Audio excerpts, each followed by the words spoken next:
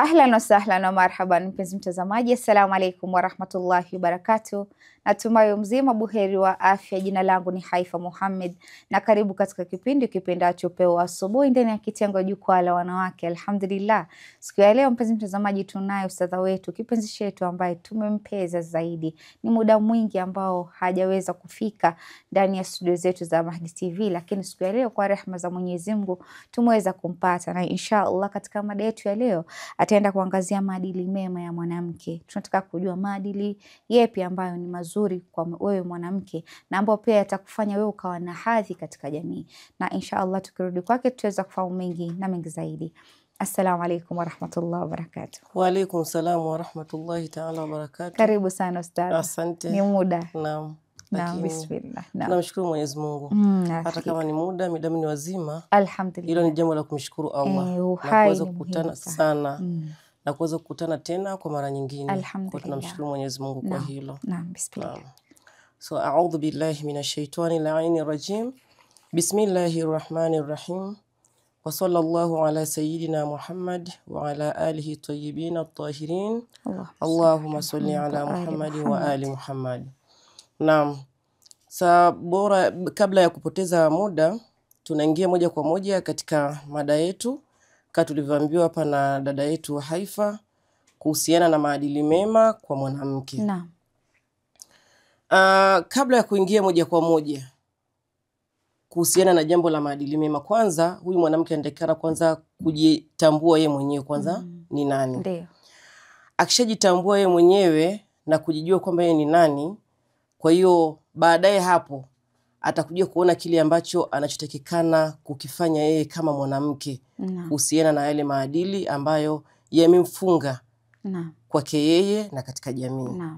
Kwa sababu tukisema kwake yeye ina maana yeye mwenyewe kwanza ndio kioo cha jamii kule nje. Ndio. Kwa hiyo ina maana atakapoharibu yeye mwenyewe ndio atakapokuwa amejaribia mpaka na katika jamii nzima. Kwa hiyo tumwangalie huyu mwanamke kwanza yeye mwenyewe, yani ajitambue yeye mwenyewe ni mtu wa namna gani. Tukiangalia hili tunaanza kwanza kwa hadithi ya imamu wetu Ali ibn Abi Talib alayhi salam, Amirul Mu'minin. Allahumma salli ala Muhammad wa ali Muhammad.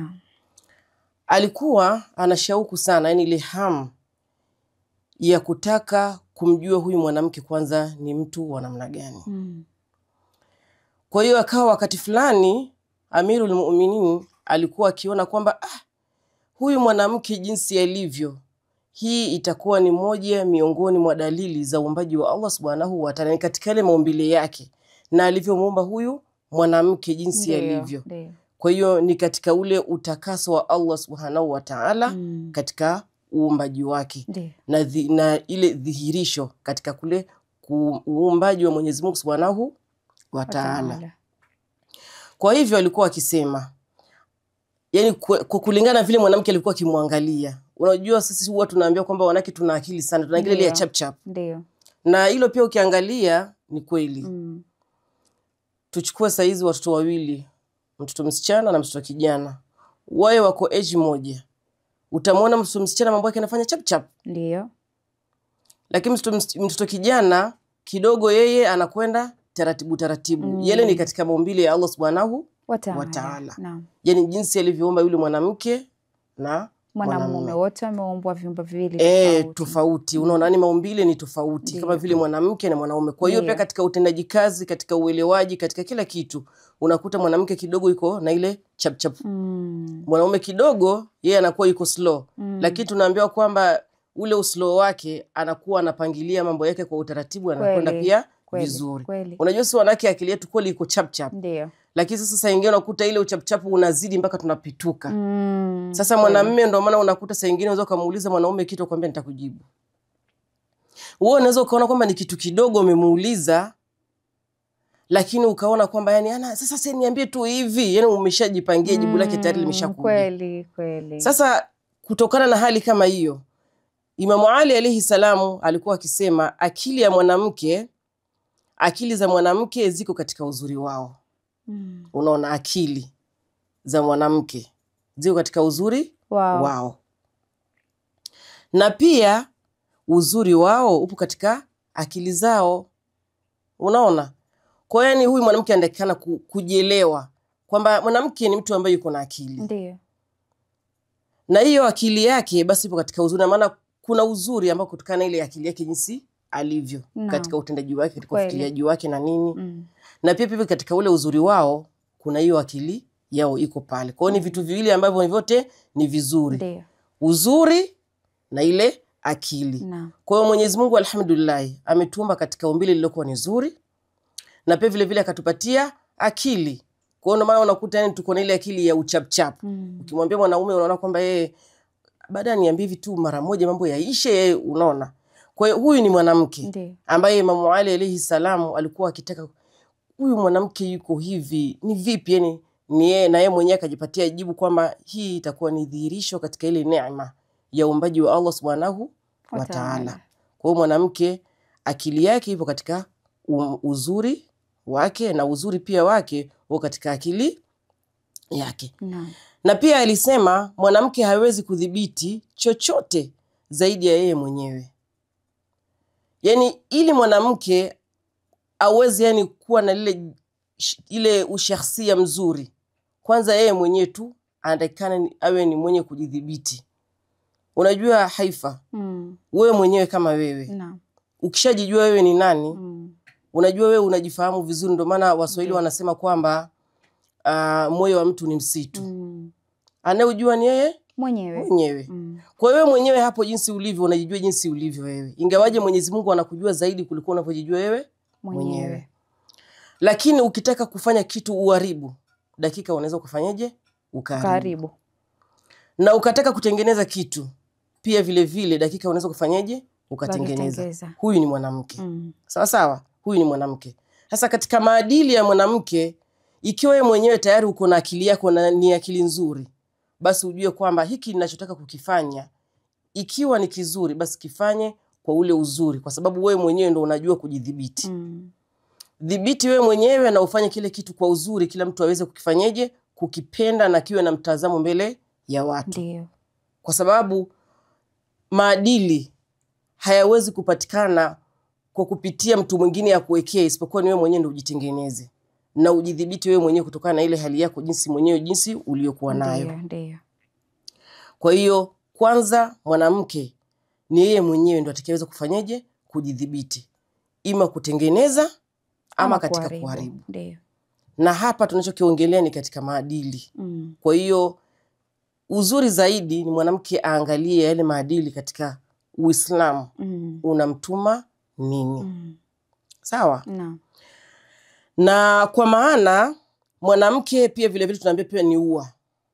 Mwanamke ni ua. Yani hizi sifa tunazitaja kwanza, yani ndio ili mwanamke yeye ajijue kwamba yeye ni nani. Na anatakikana afanye nini. Ndiyo. Uzuri tumeshapewa. Pia tumesifiwa kwamba tuko na akili. Ndiyo. Na pia vile vile ni ua. Na ili ua tunaambiwa kwamba si mhudumu. Yani mwanamke ni ua na si mhudumu. Tukisema ua ni kitu kizuri ambacho unakiweka ndani ya nyumba, unakiweka hapo, unakihifadhi vizuri, si ndio? Kinapendezesha nini? Nyumba. Nadhani kila mtu katika sisi wanawake tunapenda sana kuweka kama hiyo. Hata pia roho studio kuna maua. Kwa sababu unajua ua siku zote ni kitu ambacho kinachopendezesha. Ni pambo zuri. Sasa huyu mwanamke sasa. Na utakuta watu katika mazingira yao wanaweka maua, mtu anayemwagia maji kila saa. Sikutaka kupendezesha ile mandhari katika ile sehemu. Ndiyo. Sasa ndo huyu mwanamke. Ni ua huyu mwanamke. Kwa hiyo ua lile akijihifadhi ye mwanamke kama yeye, ina maana litachanua na litatengeneza matunda mazuri. Kweli. Lakini vinginevyo ua lile litanywea na litapukutika ile maua yake. Ndiyo. Sawa sawa? Ndiyo. Kwa hiyo mwanamke huyu ni ua, si mhudumu. Tukisema mhudumu tunawaita kama vile waiter kule hotelini. Ndio. Leta hiki, chukua hiki, ondoa hiki, niletea hiki, unamtuma mchana kutwa. Sasa mwanamke si mhudumu. Wa kumhangaisha na kumleta hivi hapa na hivi, kumpandisha kumrudisha hivi ua na ua linatakiwa kufanyeje? Kutunzwa. Kwa mwanamke huyu anatakikana atunzwe. Na utakapomtunza mwanamke huyu ama ua hili, ina maana baadaye litakuletea matunda mazuri. Kwa hiyo utunzaji huu unatakikana upatikane katika lile chimbuko sawa sawa la malezi kutoka kwa wazazi kwanza. Kwa sababu maadili hawezi kuyapata tu vup, lazima kwanza kupatikana nini? Na chimbuko. Kweli. Kwa hiyo tukaambiwa ili ua sasa, hivyo mwanamke ni ua lenye harufu nzuri ambayo hupendeza katika jamii, na harufu nzuri hii ni yenye kuvutia ile harufu yake, na pia vile vile uzuri wake kutoka katika nini? Mmea. Kwa ina maana lile chimbuko, lile ua ukilipanda, unaweza kupanda mzizi tu. Ndiyo. Mzizi ule ukaja ukakua, ukaleta majani, ukaleta maua mazuri na ukazaa matunda. Kwa hiyo chimbuko leo mwanamke ili aweze kuwa ni mwanamke mwenye maadili mazuri, basi chimbuko lake liwe zuri kutoka katika malezi yaliyokuwa ni mazuri. Ndiyo, ndiyo. Ndio baadaye yeye kama yeye atakapokujia kuwa ni mtu mzima, awe tayari ameshajielewa yale malezi yalipotoka na nini anachotakikana kufanya pale mbele yake. Ndio maana nakwambia mtoto mleavu ndivyo akuavyo. Hivyo sasa. Na lazima mtu, ukitaka mtoto wako awe na ahlak nzuri ama ana tabia njema, basi unafaa kumkuza anapokuwa mchanga. Kabisa. Kama wanavyosema watoto wadogo hushika mambo haraka sana. Kama ukimfundisha mtoto kuvaa hijab akiwa katika miaka yake udogoni, ule mtoto atakuwa akiwa na ile akili ya kwamba mimi hili ndio linafaa katika maisha yangu. Naam. Kwa hiyo ni ile chimbuko. Ndiyo. La wazazi. Tulee vizuri mabinti wetu, tuwaonyeshe pale panapofaa pafuatwe, na ambapo hapafai basi tuwakataze. Ndiyo. Pale ndo tutakapokuja kukuza baadaye ule mmea, utakapokuja kuzaa, utakuja kuzaa matunda yaliyokuwa mazuri, tena yalete harufu nzuri, kwa sababu kila mtu anasema mashaallah, mtoto huyu mzuri, wazazi wake wazuri, amelelewa vizuri. Unaona kuona pia akija kipata na yeye pia kwake atalelewa, anajua malezi yapi nami nitafanya. Yale tu aliolelewa na ndike lea watoto wake. Ndiyo. Kwa hiyo chimbuko ni muhimu sana. Ni muhimu sana, ndio ili tuweze kupata haya maadili mazuri. Kwa hiyo tunatakiwa tujijue si wanawake ni kina nani. Na pia vile vile tuangalie tofauti ya vitu viwili. Kuna hiki kimoja kinaitwa raihana na hii mhudumu. Tumeshasema. Sasa tunaambiwa kwamba ndo kama vile utangulia kusema huyu mhudumu ni yule ambaye kama mfanyakazi tu, mjakazi. Lete hiki, mfanyakazi wa nyumbani. Ndiyo. Tena mtu unakuta saa nyingine unakutana na mwanamke huyu ambaye tayari labda akishaolewa yuko kwake, lakini sasa mume aliompata unakuta labda ni mtu ambaye si yule kabisa. Kwa hiyo anamfanya huyu mwanamke ni kama vile yani yule mhudumu sasa, waiter. Nenda huko, leki, zina nini, yani mwanamume unamkuta yani mfokaji. Tumeshakukutana na wanaume kama wewe ni wapo. Ndiyo. Unamkuta mwanamume ni mfokaji tu. Kila anachokifanya mwanamke wake sicho. Kila anachokifanya sicho. Sema alafu atakwambia, atakupa aya akwambia rijalu qawwamuna ala nisaa. Hicho ndio unachokijua, lakini kumbe unakuta ndio hivyo sasa. Unakuta sasa hiyo arijalu qawwamuna ala nisaa wanaitafsiri kwa utofauti vibaya. Ndio. Unaona? Si kwa sababu eti arijalu qawwamuna ala nisaa basi ndio umpeleke tu hivi ukimrudisha tu. Unampeleka tu kama ni gari la moshi yani. Mwanamke atulii kila siku, hatulii, yuko juu kila kukicha. Sasa unaona kama ina maana kwamba lile ua hutalitunza vizuri, wala alitakaa pale, litanywea kabisa. Kwa sababu ulimuoa labda akiwa ni mwanamke akipendeza, kwa sababu huku muoa akiwa yuko kweli.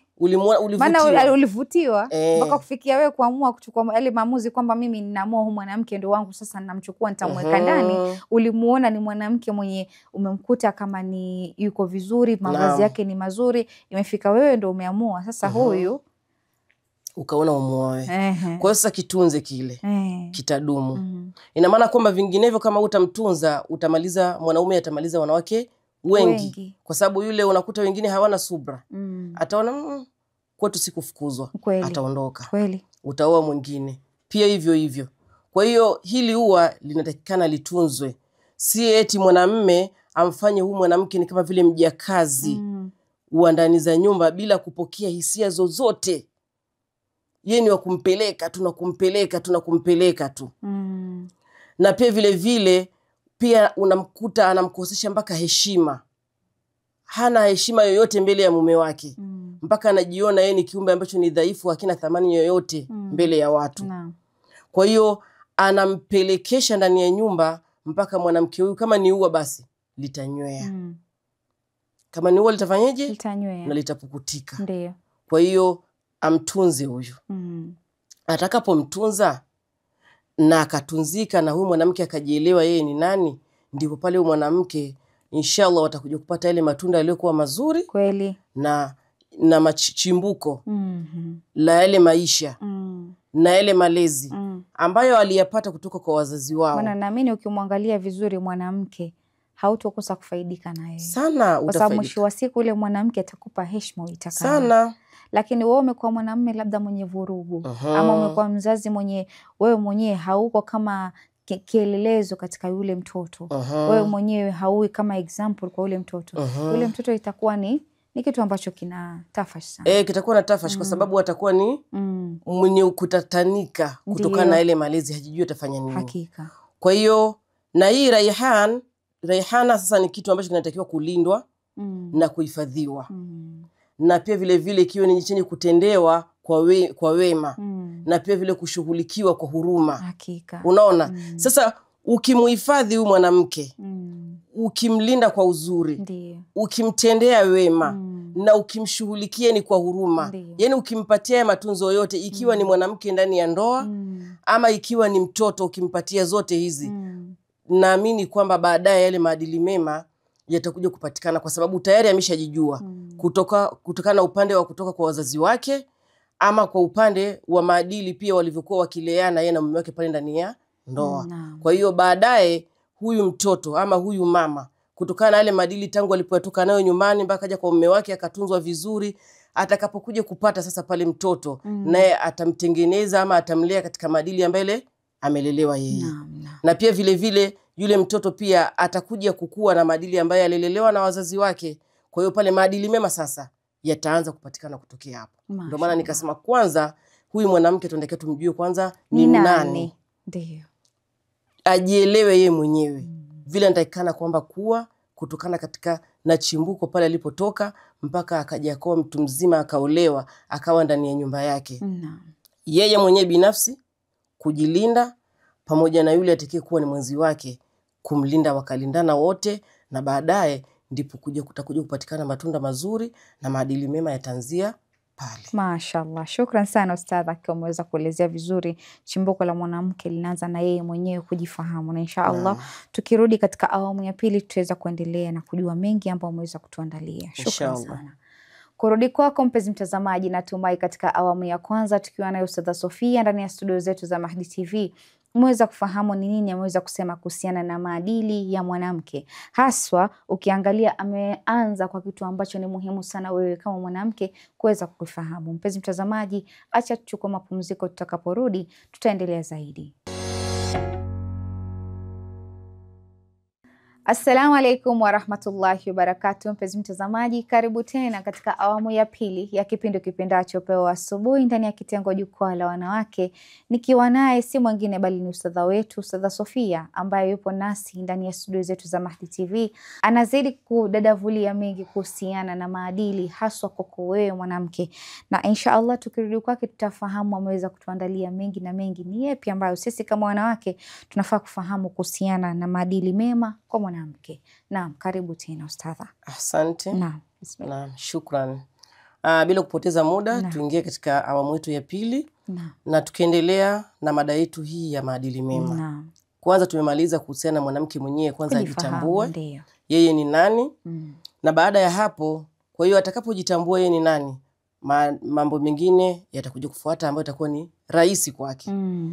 Kwa hiyo tukimwangalia mwanamke huyu, yeye sasa ameshakuwa labda ni mwanamke ambaye ni mama, anaitwa ni mama. Je, huyu mama anatakikana awe ni mama wa design gani? Ndio. Anatakikana aichukulieje ama ailee vipi ile familia yake? Naam. Anatakikana amwangalie vipi huyu binti? Kwa sababu tunachokiongelea hapa tunazama sana kwa mabinti. Ndio. tukiangalia vile ulimwengu wetu wa sasa hivi ulivyokuwa, ndio mabinti wetu wamezama katika dimbwi la upotovu sana sana. Kwa hiyo tunaambiwa kama vile mwanamke ni mlinzi. Mwanamke ni mlinzi wa nyumba yake, ama wa nyumba ya mume wake na mabinti zake, ama na watoto wake kwa familia, ni katika ile familia yake. Yeye ni mlinzi.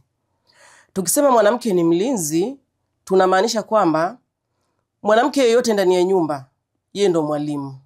Yaani nyumba mwanamke akitaka idumu, basi ataweza kuidumisha kwa uzuri. Kwa sababu yeye ndo mwalimu. Ataangalia mume wake na ataangalia wale watoto wake pale ndani ya nyumba. Kwa sababu hatuseme kwamba wanaume tunawaweka pembeni. Wanaume ni washiriki wenzetu katika uleaji. Lakini mwalimu mkubwa hapa ni huyu mama. Okay, sawa, sasa hivi watu tumekuwa busy sana. Wanaume wanatoka, wanawake tunatoka, lakini bado jukumu letu sisi kama walezi wa mama liko pale pale.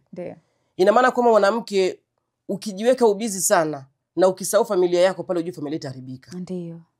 Lakini ukijigawanya, unaweza kuilea familia yako kwa uzuri na ukaendelea na mambo yako nje. Ni kama vile ukisema kwamba umeajiri dada wa kazi na amekuwa yeye ndo anakuangalia wanao kila saa. Utakuta wewe mzazi wa kike huku na time na wanao. Utakuta tushaona katika mitandao video nyingi zikisambaa, utakuta huyu ni dada wa kazi, yule ni mama akirudi nyumbani. Sana sana wale watoto wana recognize yule dada wa kazi. Sababu gani? Amekuwa kama mama yao. Sana. Wewe ndio umekuwa ukifanya kazi, umeenda kazi, ukichapa kazi kila siku, lakini kuna ile kwamba hujawapa ule muda wale watoto. Maana ku-create ile connection ama ile bond baina ya mtoto na mzazi ni muhimu sana. Sana ni muhimu sana. Kwa hiyo wazazi sisi tunatakiwa tujue kwamba hata kama tutakuwa tunakwenda kutafuta hatujakatazwa, lakini tunatakiwa pia tuugawanye ule muda wetu. Utakaporudi nyumbani, cha kwanza kabisa kuwa karibu na watoto wako. Hususan mabinti. Lakini mtoto ukiona kwamba mtoto alafu unajua watoto wanajua kuwasoma sana wazazi wao. Kweli. Akiona kwamba mzazi ukirudi kutoka kazini unakuwa uko busy na mambo yako, basi umempatia chance kubwa sana na nzuri ya kuweza kujaribu ile mtoto. Lakini ukiona kwamba umerudi tu kazini na moja kwa moja unaanza kuingia kuhusiana na wao, basi mtoto yule atakuwa anajua kwamba mama hapa akija kinikuta sijafanya hivi, ama akija kunikuta niko hivi na hivi, basi hapa itakuwa ni ugomvi. Mama wangu mzazi ametoka akiacha amri na nataka wewe hakikisha kwamba nikirudi hivi vyombo nikute hiki kimefanywa hivi na hivi. Alafu sasa ile yako karibu kurudi, watoto wake kina nani? Kwa hiyo tunaambiwa kwamba basi ni wajibu kwake kuwalea mabinti zake ili wawe wastaarabu. Yaani ili waweze kuwa wastaarabu, ina maana kwamba wewe ukija kutoka kazini katika shughuli zako, kama ni mtu wa kutafuta, urudi katika kuangalia watoto wako kwanza. Mmeshindaje, mnaendeleaje, mmefanya hiki, ukoje? Yaani uwe na ule ukaribu wa kuwaita pamoja. Hata kama unapika jikoni, chukua binti zako kuwa nao jikoni. Chukua hichi kitunguu kata. Pale ukiwa karibu nao vile utaanza kuwauliza maneno ya kuanzia huo mchana wote. Kata kitunguu, lakini mmeshindaje, mmefanya hivi, shule ilikuwaje, kulienda hivi. Kwa unakuwa unawaleta ile karibu. Unakuwa uko nao karibu, ili ule ukaribu utakao waleta watoto wako ndo watakapokuja kupata ule ustaarabu unaotakikana. Na ustaarabu huo ndani yao kuwe katika kujistiri pia vile vile. Yaani uwakumbushe ule mchana mzima mlivyokuwa mkitoka huko shule, mkija hapa nyumbani ulikuwaje. Usifanye hivyo. Unachotakikana wewe kama binti wa Kiislamu unatakikana kujistiri. Hayo ndio maadili ya Uislamu. Yaani si kwamba eti unamwachilia ukija umechoka uko busy umwachilie binti yako. Hapana. Uwe karibu naye, ingia naye jikoni, na ukianza kumpatia ile kumkumbusha nasaha za mara kwa mara, kujistiri na wajilinde. Na pia vile uambie kwamba nyinyi ni wasichana ambao wakubwa, mnatakana mjilinde. Mimi hamko karibu na mimi, lakini mjue Mwenyezi Mungu yuko karibu na nyie. Wakati wote mnapotembea mjue kwamba Mwenyezi Mungu anawaona. Kwa hiyo mjilinde kwa kumuogopa Mwenyezi Mungu, si eti kwa sababu yangu mimi nimewambia ndio muone kwamba mama yupo sasa hivi tufanye, na hayupo basi tusifanye hata tuona. Hapana. Jilindeni kwa kumuogopa Allah Subhanahu wa Ta'ala. Na pia vile vile huyu mama aharamishe, yani awaambie kabisa aharamishe kujidhihirisha na kufanya uhasharati. Yani awaambie kwamba jambo la uhasharati watoto wangu, hili si katika maadili ya Uislamu.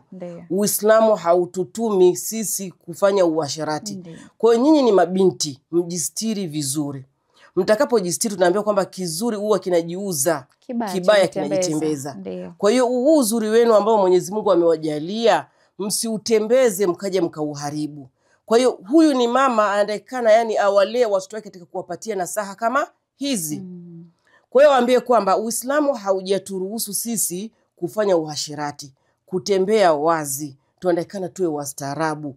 Huu ni wosia ama ni maneno ambayo mama anatakikana kuwapatia mabinti zake, ndio maadili mema yatapatikana hapa. Ndio. Na amrishe usafi, na pia vile vile amrishe usafi, kwa sababu binti kama utamuacha bila kuamrisha kwamba fanya usafi wako wewe mwenyewe, wa nguo zako, wa nyumba na mandhari yote, binti huyu utakapomuonyesha haya, ina maana pale atakapokwenda mbele atakuwa ameshalisoma kutoka nyumbani kwao. Ndiyo. Kwa hiyo la kumwamrisha katika usafi tuandikiwa tulifanye pia vile vile. Na jingine pia vile vile kuamrisha pia vile vile swala kwa wakati wake. Haya ndo maadili ya Uislamu. Yani utakapokaa ujue kuna swala mwanangu. Ujue kuna kuswali, na usiswali eti kwa sababu mimi nimekwambia. Swali kwa ajili ya Allah, kwa sababu ukiswali kwa sababu nimekwambia mimi wakati mwingine sipo, ina maana kama nitakuwa sipo na wakati wa swala umefika, ina maana kwamba hutaswali. Lakini ukiswali kwa ajili ya Allah kwamba ni amri kutoka kwa Mwenyezi Mungu, na ndiyo maadili yetu sisi Waislamu, ina maana kwamba utalifanya kama vile ni amri kutoka kwa Allah, na ndiyo maadili ambayo tunayatengeneza pale. Huu ni wosia ambaye mama anatakikana kuwapatia mabinti zake pale.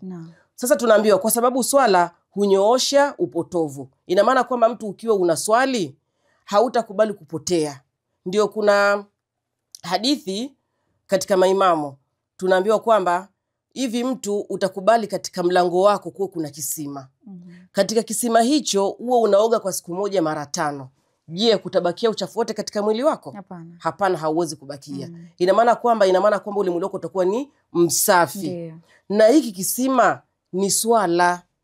Ukiswali swalatul fajr, dhuhuri, al-asri, magharibi, isha kila siku, zile swala zitakufunga ama zitakunyoosha kutokana na upotovu. Yani hutafanya upotovu. Kwa sababu unajua kabisa mimi nitakapofanya upotovu hapa, hizi swala nitakuwa nimekwenda bure. Nitakuwa nimefanya tu mazoezi. Lakini kwamba nitakapokuwa nina swali na nikiwa ninafanya maadili mema, swala zangu zitakubalika na kila kitu changu kitakubalika. Kwa sababu tunaambia kwamba mtu atakaposwali inqubilat kubila masiwaha wa inrudat ma siwaha. Yani mtu atakaposwali itakapokubalika ile swala, basi kitakubalika kila kitu kitakapokuwa pale kwake ambacho amekifanya ambacho ni chema. Na itakaporudishwa ina maana kwamba ameswali vibaya, acha tu ni swali, bora tu nimaliza kuswali basi. Yani unajua kuna ile tu kuswali, ni swali nimalize. Simama tu ndani kunaona kwamba nimeswali. Ndio hiyo sasa. So na pia unaswali hapo, utakuwa unaswali kama kwa sababu ya mtu fulani au swali kwa sababu ya Mwenyezi Mungu. Sasa swali kwa ajili ni amri kutoka kwa Allah na ni faida yako wewe mwenyewe. Kwa sababu swala ile utakapopata thawabu zile si za mama, ni za kwa wewe mwenyewe. Kwa hiyo zitakufunga kutokana na upotovu. Na pia vile vile zitakurekebisha kutokana pia na nini? Na upotovu. Kwani kama ilikuwa umekwenda kidogo, utakapokuwa unaswali basi utaona hapana, siko sawa. Hii swala yangu haitakubalika. Nitakuwa nimeifanya kitu kilichokuwa ni hakina maana. Kwa hiyo tunaambiwa pia vile vile na umkumbusha kwamba Mwenyezi Mungu ni Mungu wa rehema na mwenye huruma. Yani mtu atakaposwali inamkumbusha kwamba swala ya Mwenyezi Mungu ni Mungu wa rehema na mwenye huruma. Ina maana kwamba kutokana na thawabu Mwenyezi Mungu atanipatia rehema nyingi, mazuri. Na huruma pia Mwenyezi Mungu yuko nayo. Kwa sababu tunaambia Mwenyezi Mungu ni shadidul iqabi na ghafurur rahim. Kwa hiyo ina maana kwamba utakapokuwa unaswali, yani Mwenyezi Mungu atakumwagia rehema zake na huruma atakupatia. Na Mwenyezi Mungu anapenda sana thawabu, yani matendo mema kwa mtu ambaye ni kijana, kwa sababu amejifunga na kujiepusha na ule uovu na akajikurubisha kwake. Kwa Mwenyezi Mungu anapenda sana jambo lolote jema ambalo linafanywa na yeyote ambaye atakayekuwa kijana, iwe ni mwanamume ama ni mwanamke. Kwa hiyo hilo tunatakiwa mtu alifahamu. Haya ndio maadili ya Uislamu. Mwanamke kama mama anatakikana awaelezee watoto wake kwa sababu hii, na asikae akawaachilia bila kuwapatia mambo kama haya katika usia. Kwa hiyo mwanamke anaporuhusiwa kutembea sokoni, kwa mfano unamtuma mtoto sokoni, ama ni wewe mwenyewe mama, kwa sababu unajua saa nyingine sisi wenyewe wazazi huwa tunakwenda wrong. Hatujijui kwamba tunasoma, tuna wanafunzi ambao wanatusoma. Kwa hiyo mwanamke anapokwenda sokoni ama popote pale ambapo pasipokuwa ni sokoni, anachotakikana kufanya pale, kukifanya ni kujichunga kutokana na heshima. Pale anapotembea kule barabarani, ajichunge kutokana na kujiheshimu yeye mwenyewe. Anatakikana afunike kichwa chake, yani asitembee akiwa yuko wazi. Kwa hiyo wewe kama mama, maadili yanakufunga kumfundisha mtoto wako hivi: mwanangu, unapotoka kwenda nje, ima ni sokoni nimekutuma, ama dukani, ama kokote unapokwenda, ima ni shule, ama kwa marafiki zako umetoka unakwenda, basi mwanangu ukumbuke kufunika nini? Kichwa. Funika kichwa chako. Funika pia vile vile kifua chako. Ndio. Hutakikani kuonyesha mikono yako. Ndio. Tukisema kifua, unajua sasa hivi wasichana wengi wanavaa nusu kichwa. Wanajifunga mtandio, unakuta kwenye shingo hapa iko wazi, labda amevaa chain ndani kionekane. Akivaa hereni zile zionekane. Unaona? Kwa hiyo katika maadili hayo si maadili mema ya kuonyesha hereni, ya kuonyesha kifua na nywele ziko wazi kwamba umezitengeneza vizuri. Na mkono unakuta amevaa buibui, mkono buibui limekwenda chini, mkono wote umeonekana. Kwa hiyo hizi zote ni maadili ambayo Mwenyezi Mungu Subhanahu wa Ta'ala anataka tuwalee watoto wetu, mabinti nao pia walielewe katika maadili mema. Ni kujistiri mwili wote. Kwa wewe kama mama, funza watoto katika jambo kama hili. Wafunike pia mikono yao, na pia vile vile wasijue yani wakawachilia mpaka makwapa yakaonekana, akavaa short makwapa yanaonekana, ama akavaa nguo fupi akaacha miguu ikawa inafanyeje, inaonekana. Fundisha mtoto, mkataze. Maadili hayaturuhusu kutokana na hilo. Kwa hiyo kukatazwa na kuharamishwa uovu na kupatiwa hofu, yani apatiwe hofu kwamba ukifanya hivi Mwenyezi Mungu atakwenda kukuadhibu mwanangu. Kwa hiyo sije ukaona kwamba hilo eti ni mimi kwa sababu nimekwambia. Hapana, fanya kwa faida yako. Ndio. Hayo ndo maadili. Ukifanya kwa faida yako, Mwenyezi Mungu hahitaji chochote kwako. Wewe ndo unahitajia zaidi. Ndo hapo sasa. Na atakaye kwenda kuadhibiwa mwanangu ni wewe. Kwa hiyo ili tusije ukaenda ukapata hiyo adhabu ya Allah Subhanahu wa Ta'ala, jiepushe mwanangu, maadili mema ni haya ambayo unatakiwa kuyafanya. Tukiangalia kwa mtume wetu Muhammad sallallahu alayhi wa alihi wasallam, Allahumma salli ala Muhammad wa ali Muhammad, anasema man ya'sha minkum fasayara ikhtilafan kathira, yani yeyote anayeishi miongoni mwenu ataona tofauti nyingi.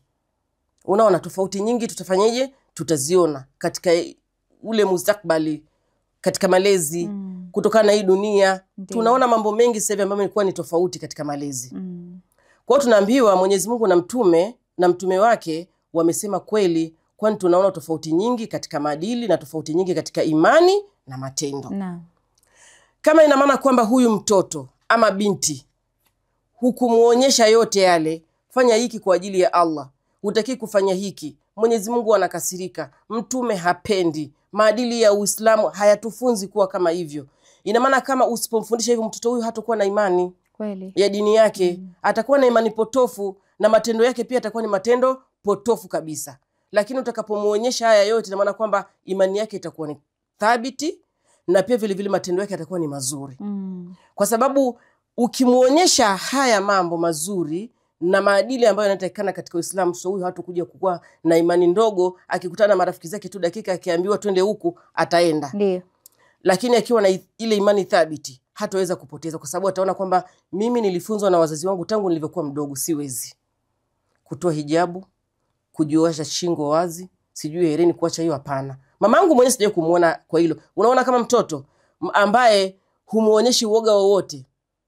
Umeshawahi kumuona mtoto shule akifanya makosa, mwalimu akimchapa? Mtoto yule anakuwa jeuri. Unichapi. Kwa nini siwezi kuchapa? Babangu mwenyewe, mamangu mwenyewe hajawahi kunichapa, wewe utanichapa kwa nini? Unaona? Kwa hiyo na maana hiki tunakifunza, wanakijenga wazazi kwa nyumbani, kutokea nyumbani wazazi. Lakini mtoto akiwa anafanya makosa na ukimrekebisha pale ndani ya nyumba, mtoto huyu hataweza kufanya makosa yale kwa watu wengine kule nje. Utakapomuacha ndio utakuja kujua. Yaani mtoto unamjua kule nje kutokana na huku ndani atakavyokuwa umemlea. Kwa hiyo tunaambiwa ni vizuri kuwapatia watoto wetu elimu.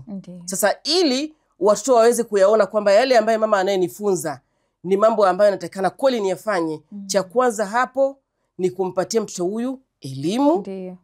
Unaona, utakapompatia elimu itakuwa ni rahisi katika kumuelimisha pale ndani ya nyumba. Kwa sababu elimu inaleta furaha na faraja katika nyumba na familia.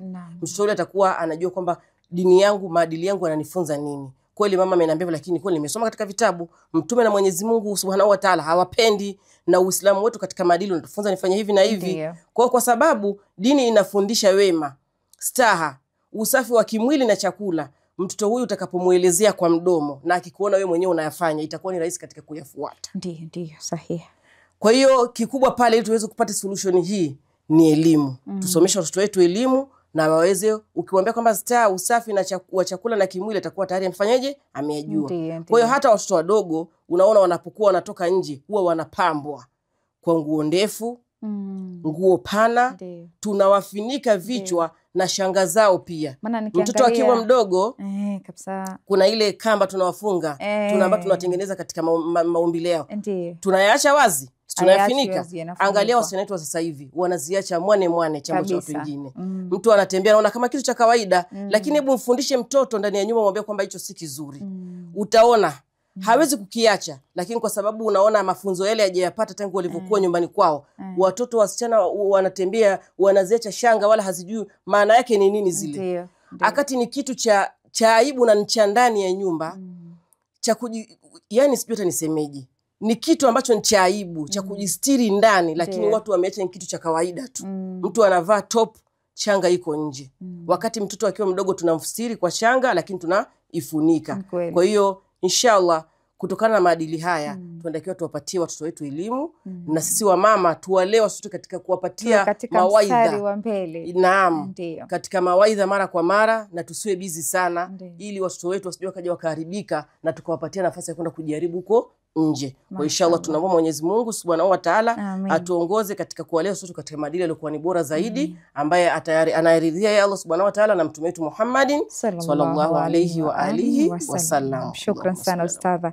Umeongea kitu kizuri, na kwamba mfano mzuri tukiangalia watoto wa Iran, mashallah, watoto wadogo hijab paka chini, yani mpaka unasema mashallah, unatamani huko sehemu kama zile. Sababu ukiangalia karne ya sasa inahitaji maombi sana.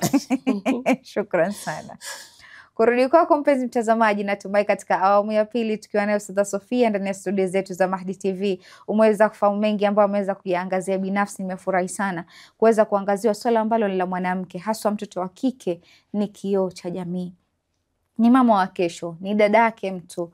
Ima wewe ni kaka, wewe ni baba, wewe ni mama nyumbani, wahimizeni watoto wenu kuweza kuangazia hijab zao, wahimizeni kwa maadili mema, kwa sababu ukianza wewe kama mfano, basi naamini yule mtoto atafata. Kufikia hapo mpenzi mtazamaji, sina mengi ya kusema isipokuwa ni kukwambia maasalam.